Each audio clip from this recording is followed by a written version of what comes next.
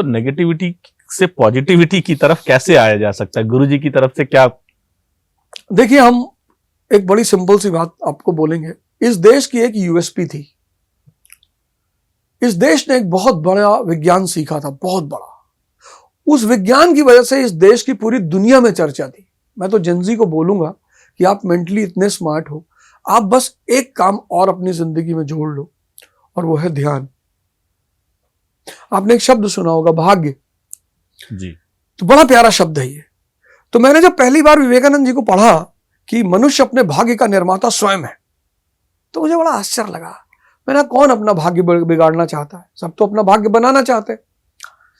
फिर जब मैंने बहुत गहराई से उस बात को देखा, खुद ध्यान की दुनिया में उतरा, तो जो अपने मन के गुलाम है, जैसे आप आईएएस की तैयारी कर रहे हैं तो आपको 8 घंटा पढ़ना है, डिस्कशन करना है, डिबेट करना है, आंसर लिखना है, प्रैक्टिस करना है।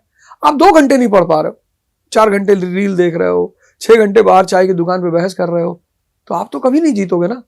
तो जो मन के गुलाम है उनका भाग्य उनका मन लिखता है, और जिन्होंने अपने मन को गुलाम बना लिया है वो अपना भाग्य स्वयं लिखते हैं। तो मैं जेनजी को यहां से कहूंगा कि आपकी मेंटल स्मार्टनेस का कोई मुकाबला नहीं है ही नहीं।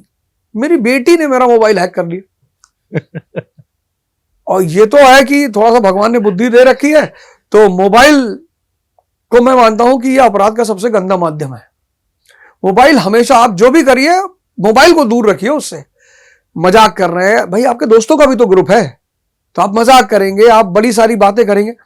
उनको पता चल जाता था कि पापा कल स्वीडन जा रहे हो, अरे पापा हमने एक विद्या सीखी। तो पहले तो हमें शक नहीं हुआ, बाद में हमें लगा नहीं भाई, कोई मेरा व्हाट्सएप पढ़ रहा है। तो पता चला ये मेरा व्हाट्सएप हैक करके बैठे थे।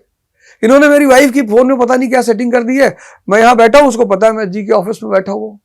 मैंने इनसे कहा भाई बता दे कौन सी सेटिंग है, ये सब क्यों बवाल करवा रहे। तो इतनी स्मार्टनेस है इनके अंदर। खाना ये स्विगी से मंगा लेते हैं रात में 2 बजे। इनका हर काम ऑनलाइन हो रहा है, फोन, इनकी सारी दुनिया फोन है।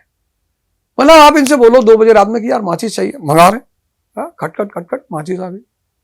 हमें लगता था यार रात में तो दुकान बंद है।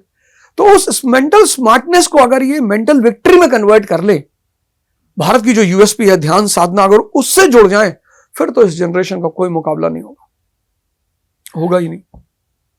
ये कहते हैं ना कि अच्छा, जब इस तरह की चीजें होती हैं तो अपने पुराने दिनों को भी याद करते होंगे, उसको कैसे कंपैरिजन करते हैं? हमारे दिन तो इतने प्यारे थे। हम गर्मी की छुट्टी में मामा के यहाँ चले आते थे।